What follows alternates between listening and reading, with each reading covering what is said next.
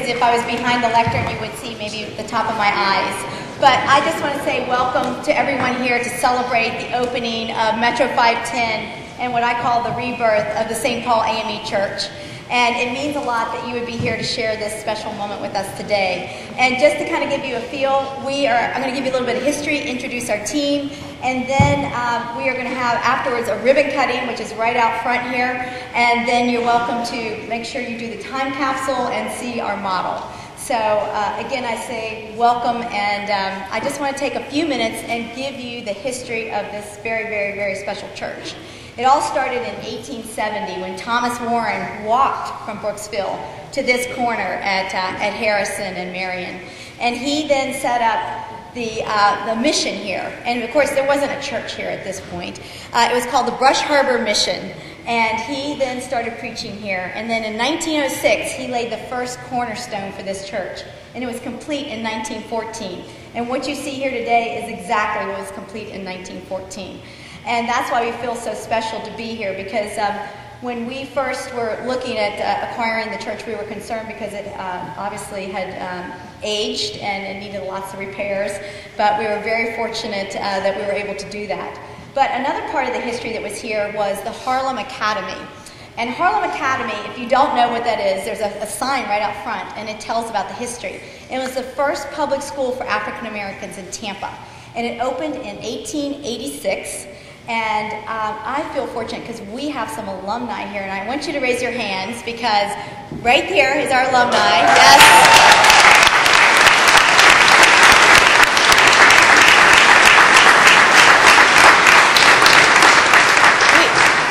We have Frances Cheek Jennings. She is the president of the Alumni Association. And we have Miss Lucille Scott, and I call her the most experienced student. Right there, Lucille. And we also have a teacher from Harlem Academy, Ruth Person. So Ruth, thank you. So it really means a lot that we have the alumni here of Harlem Academy. Just to share a little bit more history about what has happened in this church, there's been so many notable speakers here, including Rosa Parks and Jackie Robinson and Thurgood Marshall. And I think you're getting the gist of this was basically the central meeting place for civil rights. And what you're going to hear some stories today, but what I'm really pleased is we are able now to capture that history. And you're going to see out front a Walk of Legends where we have the 47 reverends that were here from 1870 to 2010, ending with Reverend Bryant Faison. And then we have 144 engraved papers with people that were very instrumental in the history of this church. And then two of our other famous notable speakers were President Bill Clinton. He spoke right here. You can go on YouTube. November 3rd, 1996, he spoke right here. And he was re-elected president that following Tuesday. And then, of course, Dr. Martin Luther King, which you can see that we've paid a tribute to him and behind me. And he gave one of his first sermons here. So that is the history that we want to preserve. And again, I want to encourage you to take in the Walk of Legends that we have outside. Now, what we have also done is then tried to preserve this church because, as I said, when we first purchased it, they weren't even meeting up here. There was no air conditioning here because someone had stolen the copper. The roof actually had leaks. There was a tree growing out of the roof. One day, I was over at our other community, Vista 400, looked over, and that window was not there anymore. And I literally almost had a heart attack, and we ran over here, and the window was just hanging. So the great news was $1.4 million later, we have preserved this church, and the rebirth now is a 15,000 square foot life center for Metro 510. And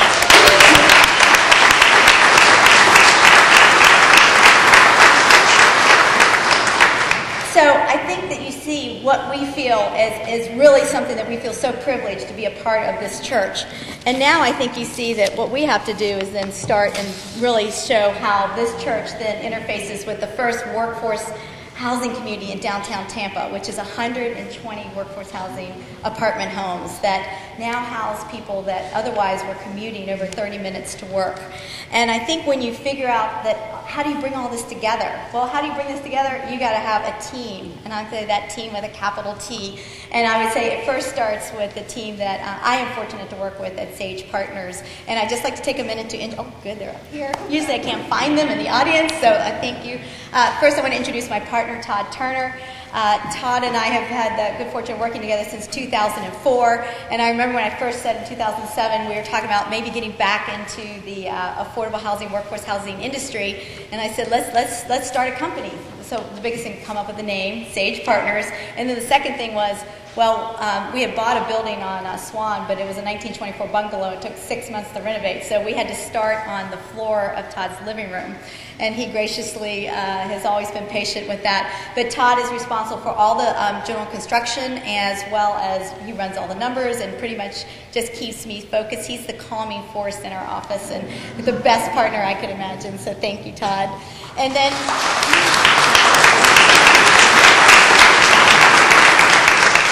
to Todd's left is Gary Welch, and many of you have known that Gary and I worked together actually since 1987, so we have a long history. And but those of you who don't know Gary, I will just tell you, when you walk around and you see the details here, starting with those quotes as you walked up the stairs here, I mean, Gary literally was coming up and he would text me when he'd take a picture of a quote on the back of somebody's shirt and go, that would be a great quote for the Life Center. So all those details, including like when you walk up into our courtyards and you see that synthetic grass and it looks alive because it's got little pieces of look like dead grass, that's because Gary found the perfect grass that looks alive. So those are the details, and I again feel so fortunate to be a partner with Gary, and the detail you see today I really attribute to Gary.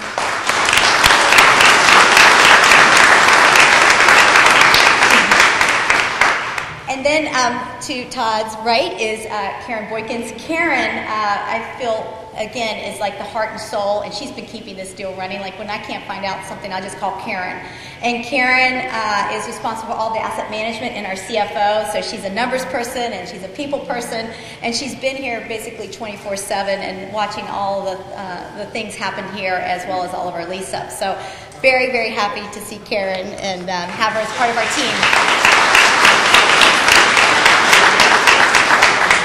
And finally, Pam Montoya, who, again, we've been working together since 1987, with just a very brief hiatus, but it was like we never stopped working together. I mean, everyone says when they talk to Pam, it's like talking to me. I mean, she is truly my right and left hand, and literally last night we're at the office and she's putting together this awesome slideshow that you got to see downstairs, and she's so into the details but can see the big picture. And again, thank you, Pam, for all the great things that you bring to Sage. So anyway, I'm going to go through quickly our other team members, and because I'm so excited, I have you clap for everybody, but I won't, because then we'll never get to the mayor and his next appointment, which he's really looking at his watch right now, but I have a clock right here, so I know what time it is. But real quickly, we have to, when we bring that team together, it's not just Sage. I mean, you've got to bring a construction company that can build this. And I am pleased to say that we have the best general contractor in the affordable housing industry, and that is First Florida, led by Bob and Kathy Miller, and I know Bob and Kathy are here.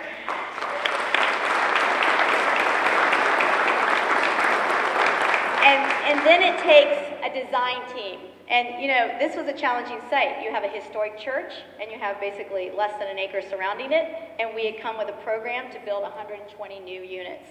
So I tell you, we found the best. Urban Studios right here in Tampa, led by Richard Zingali and Mike Grubel. Those two were on site all the time, and they made it happen. I mean, they're like, now when do you want to have this permitted? And let me just tell you, this was April 5th, and I said we need it permitted by September 30th. And we did, and we closed on September 30th, and they did it. So I'm just telling you, that's an amazing feat. We also have an amazing design team also with our landscape architect, Tom Sturch. All the things that you see out there, there's Tom. And I'll tell you, it was Tom's vision to have that water wall out there with the mosaics, with the water spilling over, and he found Matthew Krotz, who did the unbelievable job of basically coming up with a design concept that then we put into a mosaic tile. So it's a piece of art that we feel so privileged to have. And then our graphics, unfortunately, Ferdinand Meyer with FMG couldn't be here, but all the graphics that you see around were the creative talent of FMG. Then, of course, we have our local engineers, which I can just tell you, I know we have Hamilton Engineering here and Universal Engineering. And again, you can see there, we're keeping everything local. And then our management company, Royal American Management, they manage all of our communities. They manage over 14,000 apartments throughout the state of Florida. And Carrie Toth, the president, and many of her team are here today. And two more on our team. We have our accountants, which I know you know I'm an accountant, so you have to recognize the accountants. But we have Julie Millen here with Reddick and her team to guide us through the IRS regulations. And then, of course, last but not least, is Stearns Weaver, Brian McDonough. He has been the head of our legal team. We have done 41 communities, and 36 of those were done with Brian's lead. And again, I really want to say thank you for embracing our team and making it happen. But this is a public-private partnership, and the public side is first and foremost starting with the city of Tampa. And the city of Tampa, I mean, we come and we say, we've got this idea. And I will tell you, there was not one person in the city of Tampa that said no. They said, absolutely, how can we get it done? And of course, it started, and the leadership continues with our Honorable Mayor Buckhorn, which I'll introduce in a minute. And then I will tell you, every time I had an issue, I called Bob McDonough and say, help. And I said, is that Superman cape still on your back? Because I need you now. And he was always there. And Mike Callahan and Dennis Fernandez. I mean, your whole team at the city, you have to be proud because they absolutely got us there. And what you see is obviously a partnership.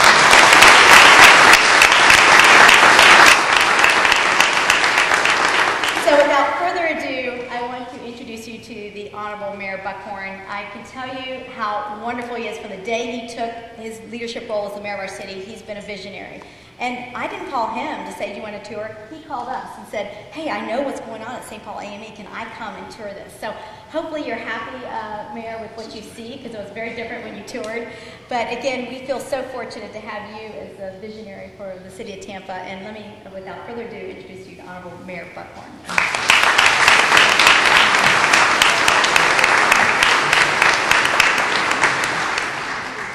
This is an amazing day for me. I have spent many an hour at this pulpit, or what used to be this pulpit, in this church going back 25 years. And I'm so glad to see the last pastor of this church, Pastor Brian Faison over there. Raise your hand, Pastor. Right there. This is an amazing transformation because I can tell you in 1996, I was coordinating President Clinton's re-election campaign here in Hillsborough County. And we made the decision. You remember that, Senator Joyner? We made the decision. And this was the last Sunday in the last election of his political life. And they were coming to Tampa, Florida. And they asked us, where should we go? And we said, without hesitation, if it's Sunday, we're going to St. Paul AME. And let me set the scene for you. This church was packed to the gills. There were people up in the balcony. There were people jammed in here like this church has never seen before. The organ, the choir singing about a little church down by the railroad tracks. I thought President Clinton was going to tear the roof off of this church. I mean, it was such an emotional day, and for some of you that were here, you'll remember that. It was such an emotional day, not only because he was on his way to victory, but it was the end of his political career, and he knew it. And there was nobody better in this pulpit than President Clinton.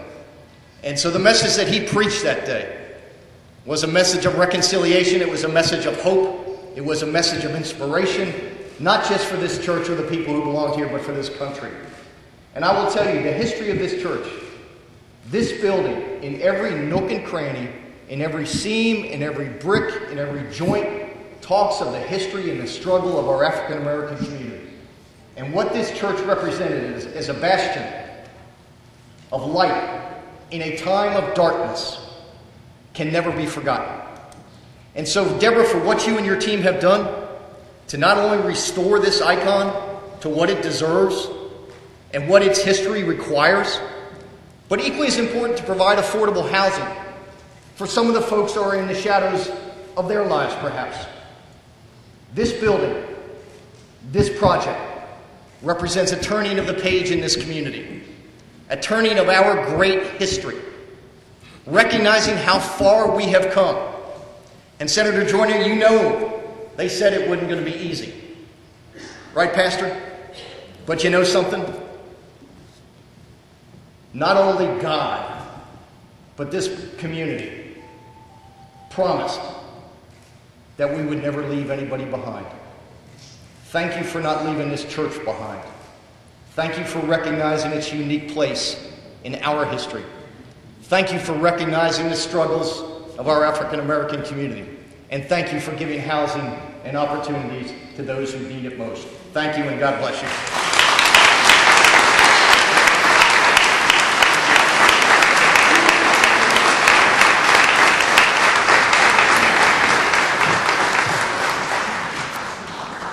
Now you know why he's our mayor. Well, I do have the great fortune, again, of having someone so special that I've known for so long, and now seeing that now she is representing us in Washington on her third term. One of the biggest supporters of affordable housing, that I am so proud that she is there for us, and there for us on helping our economy recover. And I will tell you, one of the things that made this happen was the sources of federal funding that we got. And one was through the stimulus funds that were received from the Recovery Act. And I know that Congresswoman Castor was there to vote for it. And I will tell you, without that money, this would not have happened, and without the federal tax credits. So it is my honor to introduce to you Congresswoman Kathy Castor, and we're so happy to have her here today.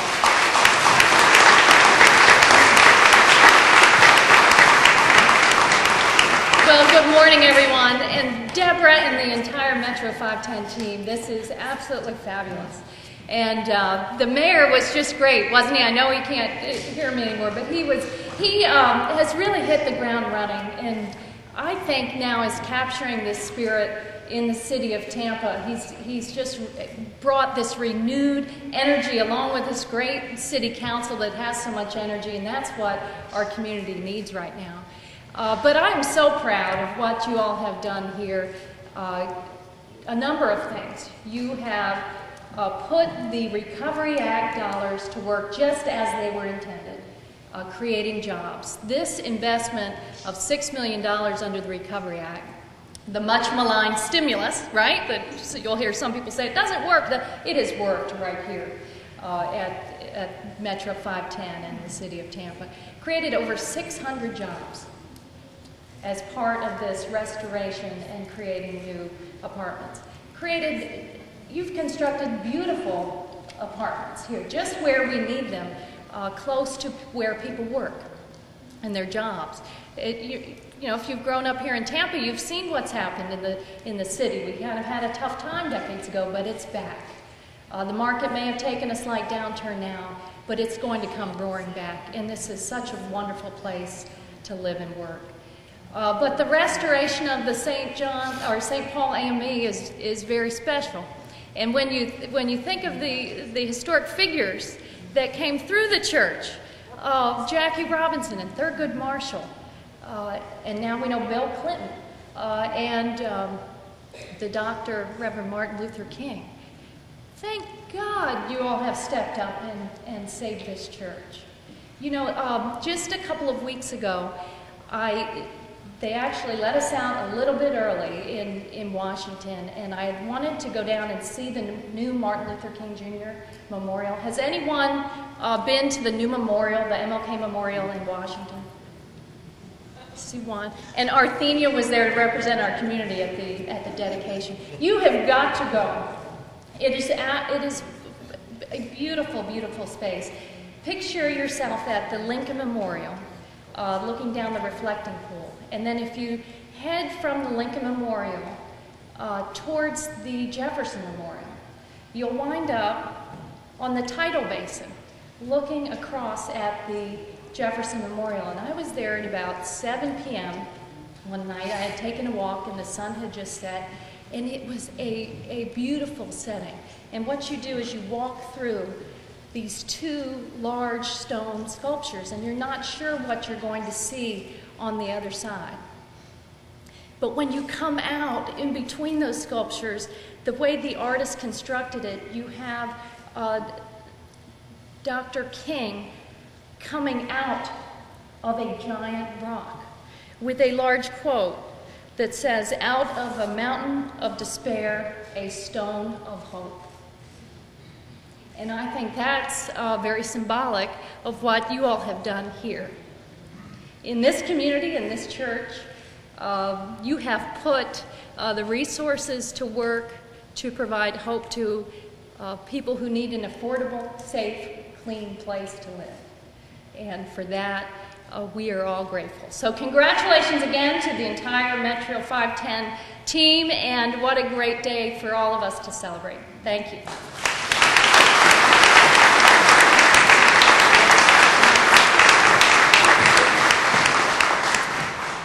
Well, I'm just going to tell you, our next speaker is not on the agenda.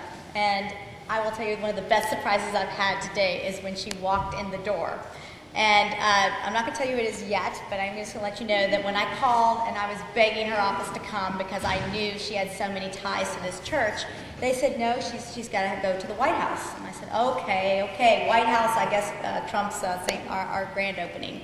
So when Senator Arthenia Joyner walked in the door today, I gave her the biggest hug and said, oh my gosh, you're here, do you mind speaking? And absolutely, she said, I will. So I just want to say it really means so much to have Senator Joyner here with us today, and I know she can share some of her experiences as she grew up in this church. So please join me in welcoming Senator Joyner.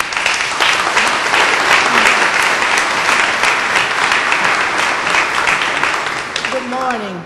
I think that we should just stop and give Deborah and the team and the partners a round of applause, because with the enthusiasm that she has, then I can see other projects popping up all over downtown. Deborah.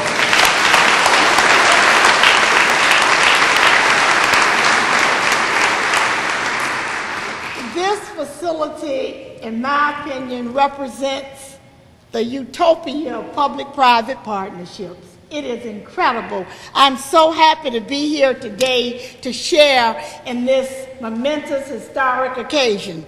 And I want to tell a mayor who said that he used to be at this pulpit, let it be known that he's been in every pulpit in the black community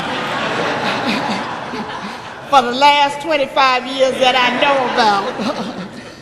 You know, this is very special for me because it was in 1960 when I was in the 11th grade at Middleton Senior High School, and Clarence Ford led the civil rights demonstrations, and he assembled a group of students from Middleton and Blake, and I was a Middleton student, and George Edgecombe, the late George Edgecombe, who became our first African-American judge, was the person who assembled the group from Middleton.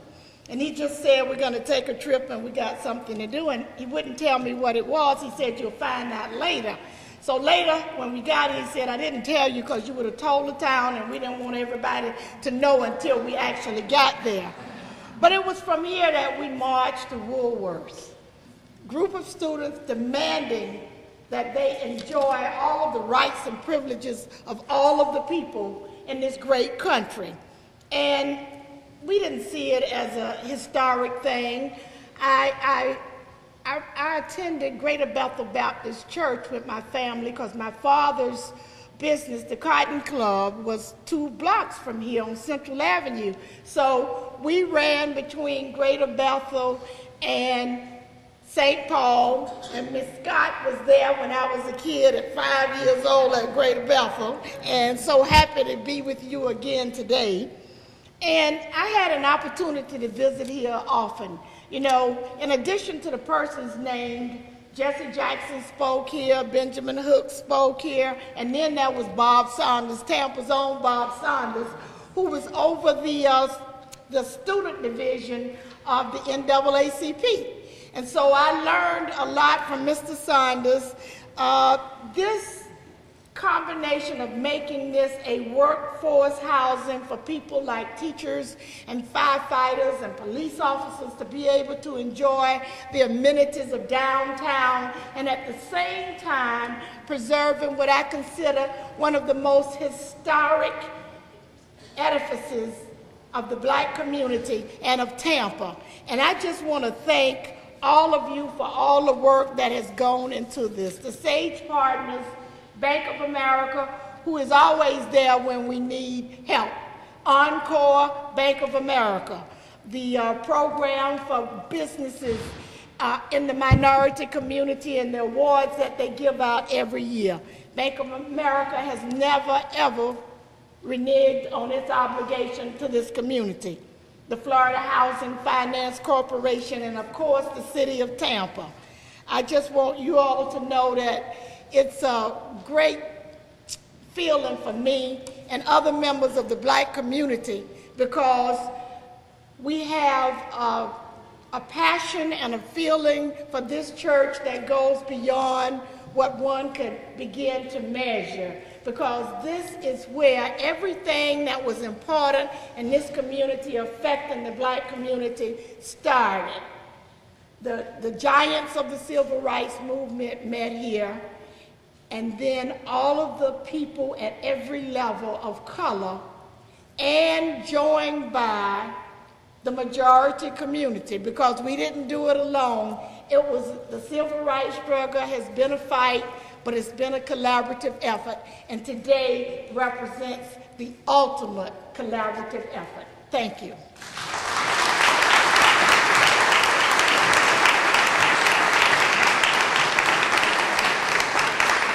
Thank you, Senator Joyner. That was the history lesson I was hoping for, because it's so much information that I'm still trying to grasp here.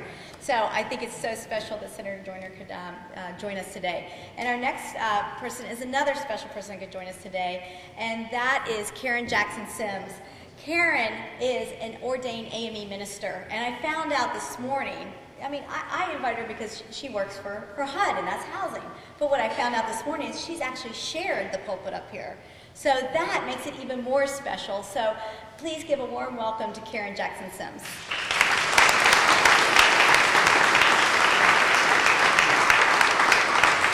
I have no concept of time right now, so good morning, good afternoon, or whatever it may be.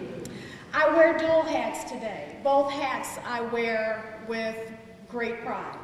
I am extremely humbled on behalf of the United States Department of Housing and Urban Development to come before you and to say, we told you so. We told you that President Obama's stimulus program would work. We told you that if you gave it an opportunity, that jobs would be generated and that safe, decent, quality, affordable housing could be reconstructed and constructed. My mother told me as a child never to say nanny, nanny, poo-poo. But on this one, I just gotta say, we told you so. There were 628 jobs. 628 jobs in the construction industry alone that happened here. If you take all of the partners that were engaged in this project and think about the people that they were able to keep on their payrolls so that they didn't become a new statistic in the state of Florida on the unemployment roll, then you're going to see a double magnification. Then if we just take a look next door and see the opportunity that has been presented for citizens that are working families here in the state of Florida to have some place that they can afford in downtown Tampa that they can call home. We're not talking about the construction of another luxury high-rise condominium that most of us can't even afford to walk in the front door and take a peek at. We're talking about units where people get up and go to work every day and come home and know at the end of the day that they are only providing 30% of their income to live someplace that they can take pride in. Now let me wear my other hat. I am joined today by two very quiet gentlemen, but I consider them two giant gentlemen. Pastor Bryant Faison, who's previously been introduced to you as the last pastor of this church, my brother in the ministry. He served this community and this church and this congregation steadfastly, and I know that if he was standing here now, Deborah, he would tell you a charge to keep you have. This building has served the Tampa community for so many generations. Because it's not working as a house of worship right now, does not mean that it does not continue to serve and to be a house of service. Under Pastor Fason's leadership, this place served the community. Those that were hungry came here. Those that were homeless came here. We need to continue that spirit of service from this facility, because that's what it's all about. It happened during the 60s with the Civil Rights Movement. It happened during the 70s when we saw the flight from downtown Tampa into the suburban communities. It happened during the 80s when we couldn't quite decide where we wanted to live. In the 90s, and now as we approach 2012, we must continue to serve the greater Tampa community from this facility. I'm also joined by a very humble gentleman, the Pastor Dwayne K. Gaddis, another AME pastor. Raise your hand, Pastor.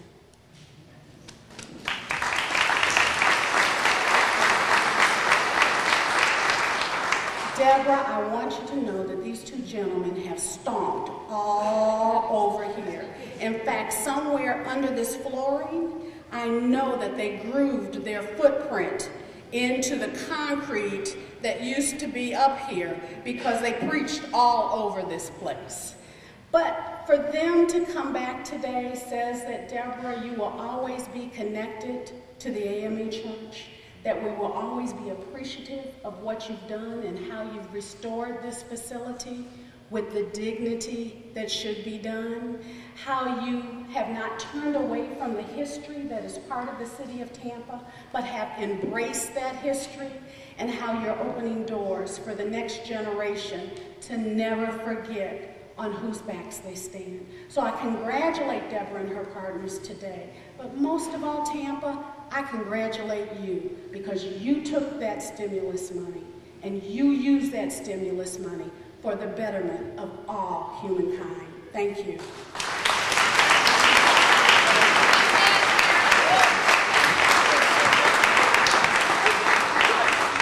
I don't think I can follow that with anything but hallelujah.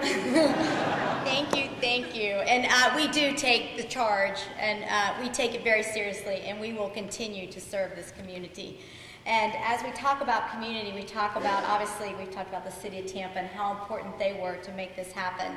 And I am so fortunate that we have so many representatives from City Council today. Councilmember Yoli Capine, Councilmember Harry Cohen, Councilmember Mike Suarez, is Councilmember Mulhern and Lisa Montalone. I know they had RSVP'd. But, and I know Charlie Miranda would be here, and he is here in spirit. So, but we also are fortunate to have, we are represented right here by Councilmember Reddick. And again, with your support, you sat as the CRA board. You sat and you voted. Actually, I'm going to tell you the story later about how we signed the contract, because that's the best for last. But you voted as the CRA board to give us $200,000 as a loan that got our application to Tallahassee. And I will just tell you, that's what made it this deal go. So again, I want to introduce you to Councilmember Reddick and say a few words. Thank you, Councilmember.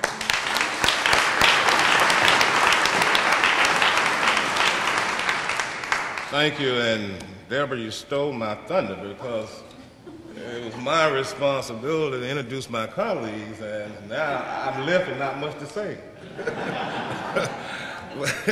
But I'm honored to be here, and I have had the opportunity to be in this church on many, many occasions. And I would tell you what it looked like in the past. And as you stand up there and sit on this stage and look out, I was like, wow, man, this is beautiful. And I tell you, this transformation, this is what needed. And we are thankful to be a part of this and play a role as a member of Tampa City Council. And all of us who serve as the members of the CRA board, it is one of our functions to say we want to see economic prosperity in our city. We want to see improvement, and we want to see opportunity to bring about jobs and other favorable opportunities.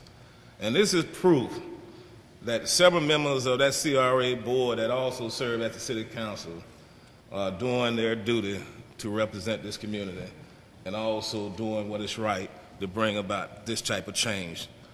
And this is positive change.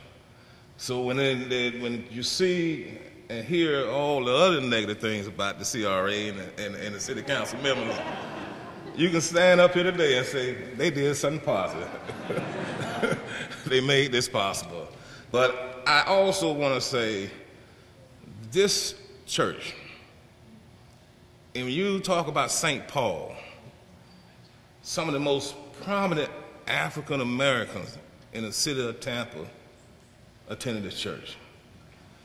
And I remember when the winding days, when they were having fundraisers, and they were trying to raise money to save this church, I attended several of those functions. And even though they was not able to raise the money to save the church as a worship facility, they can say they saved this building, and they can be proud of this transformation. And I could tell you, I wish my good friend was here today, who's been a member of this church and this family for many, many years, just to see this transformation. And that's the former Senator James T. Harger. I wish he could be here to see this today. But since he's not here, I'm pretty sure Pete Edwards will let him know what it looked like today. So I just want to, in closing, say we are proud of this moment, and we're proud of this historic occasion. And I just want my colleague, Harry Corn, to say we want, not only we got the $200,000, but we're going to do something else too. And,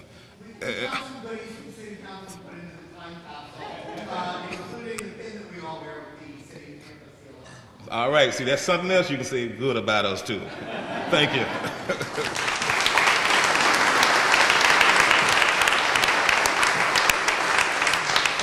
And I'm glad Councilman Cohen reminded me of the time capsule, which I'm going to give you more instructions later, so I'm hoping everyone will participate.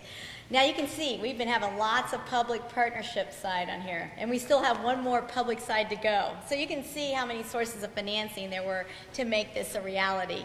And one source of financing that I've been in this business since 1993 and have worked with Florida Housing Finance Corporation since then. And they're really the force in the state of Florida of why affordable housing gets built. And we have the privilege here today to have Kevin Tatro, who's the Director of Multifamily Housing Development. I know he's here, so just raise your hand right there. Kevin, thank you for coming down from Tallahassee.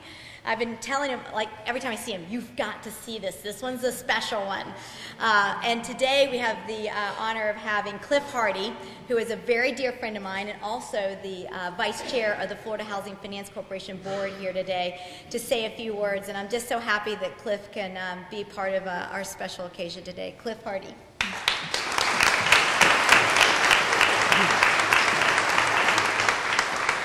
Well, the problem with a speaker following all these folks is what do you say next? And I will say that this brings back some good memories. When I was in Jacksonville as an appointed official of Hans Tansler, I used to attend the AME church there. And on Sunday mornings, I was a guest to talk about what we were doing to the community. And at that time, we were sort of tearing it down. And it's hard to give us talk like that before the church and congregation. In this case, we're rebuilding, and we have rebuilt. And the only thing I will say is that of the millions of dollars of money that we put out for housing around this state, this, in my opinion, is one of the most significant deals we have financed. And it's because of the SAGE partners. They saw a vision here, and they went forward with their vision, and there's no other, in my mind, development group that is as good as this particular one of the ones we deal with. So I'm going to leave it at that. You don't need to hear about stimulus funds. You've already heard about it. You don't need to hear about the city donating money. You've already heard about it. All that is very important. That synergy is very important, and it's gone a great way to develop a great project for the city of Tampa. So I want to thank you, Deborah, and your team.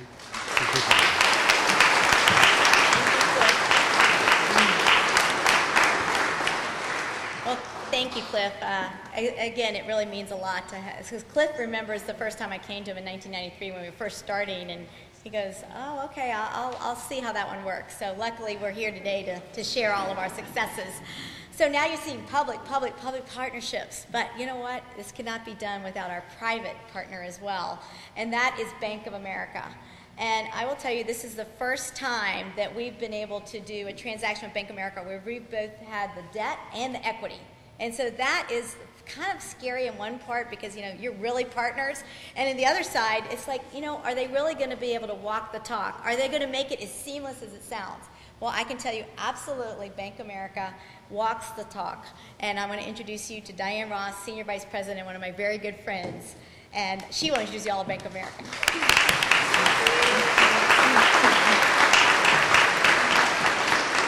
If you've worked with Deborah before, you know the trick to working together well is just to say yes. Whenever she asks you, can you do this? Just say yes and find a way to make it happen. Good afternoon. Metro 510 in one word. Is it awesome? Is it wow? I'm not sure exactly what that one word is, but all of the above. At Bank of America, it's important to us to give back to the communities in which we live and work. You know, are probably familiar with our 10-year commitment of $1.5 trillion for community development lending and investment. In the past 2 years, we've provided nearly $337 billion. I love these B's and T's because it means we're really making an impact across the country. In 2010, community development banking provided more than $1.6 billion, another B, in debt financing and more than $600 million in equity. Over the past 5 years, here's the good stuff. This resulted in financing 112,000 housing units through debt and equity, and 90,000 of which were affordable housing units. That, to me, is really kind of what counts. Let's bring it down to the Florida level then. That's the national level. So what are we doing in Florida and what are we doing in Tampa, in particular the Tampa Bay area? We have a grants and matching gift program where there's been over $12 million in local philanthropic giving that goes through Bank of America Charitable Foundation. We have matching employee donations of $1.4 million that have been contributed by employees to local charitable organizations. United Way commitments, employees have pledged $2 million, and volunteer hours, 88,400. And this is just within the state. At the Florida level, in 2010, Community Development Banking, which is the group that I work with, provided over $154 million in loans and equity. And half of that was in the Tampa Bay market, which I think is pretty awesome. With Metro 510, the bank provided $27 million to this property in the form of a loan and a permanent investment in the tax credits that they were speaking about earlier, demonstrating Bank of America's commitment to our client and to the community over the lifetime of this property. At this time, I'd like to recognize a few of the Bank of America associates that are here. I think we came in mass, but it's very important. So if you could please raise your hands if you're with Bank of America. Okay. Bill Getty is here. I know our Tampa market president and some of his leadership team. Ann is here. And then just a special recognition to the team that actually worked with Deborah and Todd in closing and getting Metro 510 built. And that's Ellen, Angela, Judy, Carla, and Shannon. And if I've left anybody off the list, I apologize. Metro 510 is an awesome, affordable, there's that word again, awesome, affordable rental community where the SAGE team put in an unbelievable level of thought and attention to detail into the units and also into the amenities, all for the resident families and their children to enjoy. This is unsurpassed, and you'll see what I mean when you see the model and see the rest of the property. SAGE has set the bar so high for future affordable housing communities. Look out. So how about a round of applause for the development team and the awesome.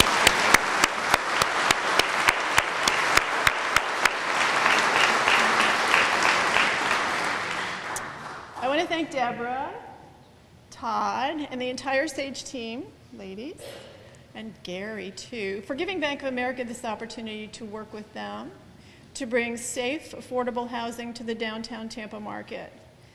Clearly, the local market has found this to be an awesome property as well, because I understand that 50% of the units are leased and 25% are already occupied.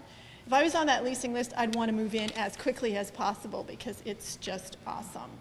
And this is kind of special, and Deborah would, and her team would find this important, and it's just so meaningful to me, that there's actually going to be 6 youth aging out of foster care that are going to be allowed to be tenants here and have that opportunity. And I just think that's awesome.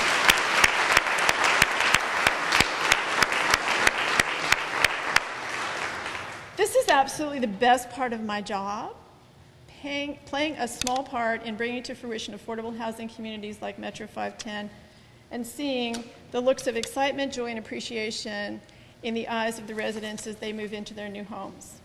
Thank you again, Sage team, for giving Bank of America the opportunity to make a long-term commitment to you, to Metro 510, and to the Tampa community, and congratulations on such a beautiful property. Thank you.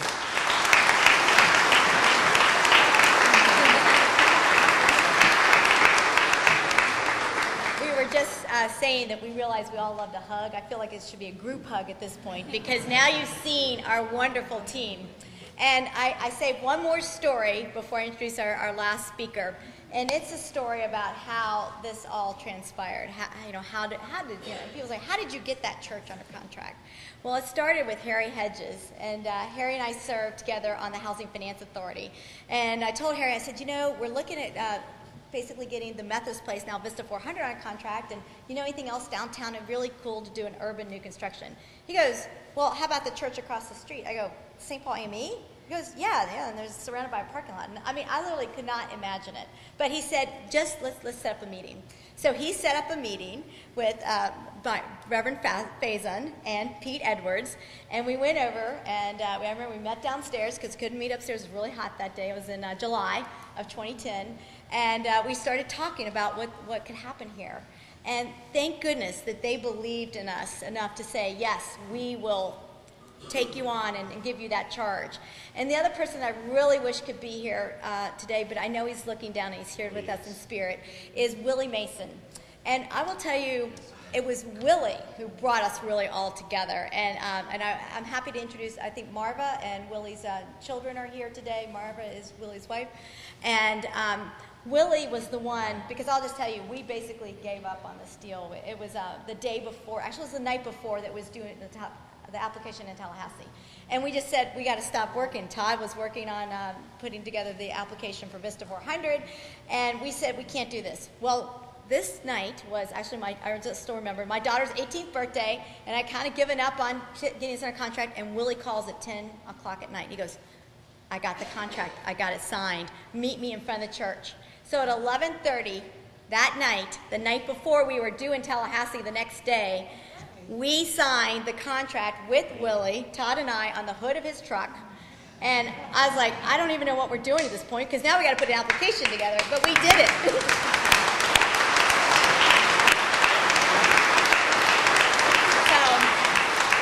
Thank you, Harry, and thank you, Reverend Faison, and thank you, Willie, and thank you, Pete, for believing in us. But I had to share that last story with you. But anyway, our last speaker, I will tell you, well, obviously was at that meeting, Pete Edwards, but he's been more than just at that meeting. He was obviously very instrumental in basically convincing people to believe in us. But more than that, he is now one of our first residents here. So you talk about someone who believes. I would really say thank you, Pete, for believing us in every way. And now I'll let Pete tell you about what it's like now to live here in Metro 510. Welcome, Pete. Pete Edwards.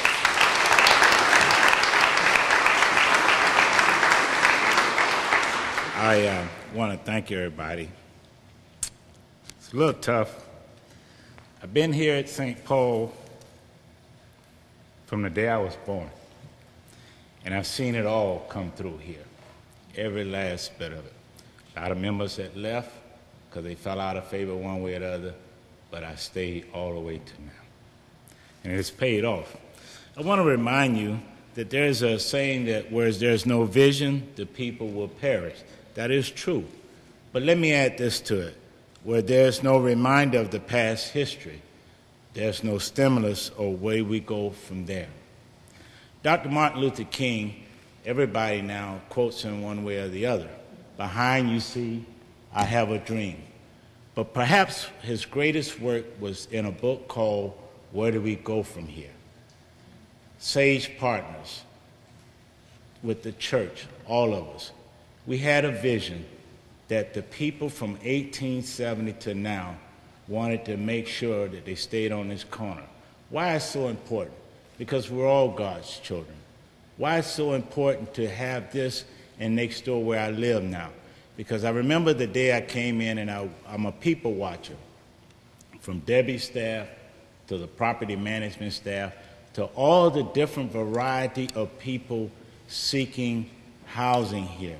Black, white, Hispanic, Asian, everybody, regardless of color or ethnicity. And that's what we have here. My comments in the program speaks for itself. But on a day like this, let me close by saying this. There's an old Negro spiritual that talks about when all God's children get to heaven, what a time, what a time. But I can assure you that when all God's children that live in this facility, this residential community, get up here in this edifice and have a good time with that hockey table and all, they won't have to wait to heaven. They'll have a good time right here. And finally, for all of y'all wondering, I'll tell you how good things are here. This is one of the few places I know downtown that still have room for conservatives like me. Thank you.